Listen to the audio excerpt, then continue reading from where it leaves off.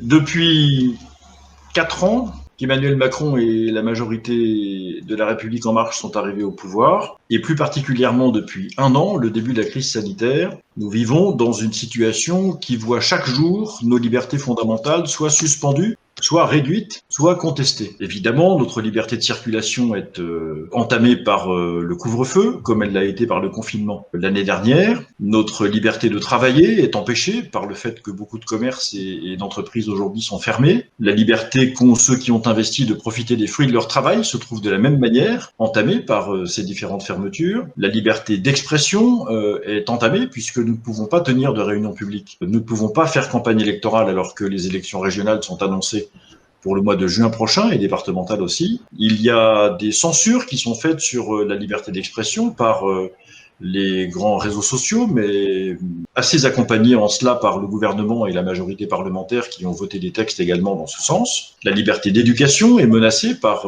les textes sur le séparatisme qui veulent interdire l'éducation en famille, et vous en ajoutez comme ça un certain nombre. Et l'addition de toutes ces libertés qui sont suspendues ou entamées nous place dans une réelle situation d'oppression, en tout cas c'est ce que je prétends. Nous n'avons jamais subi, en dehors des périodes de guerre, et même pendant certaines périodes de guerre, nous n'avons jamais subi de telles restrictions de nos libertés pour des motifs sanitaires qu'aujourd'hui rien ne justifie.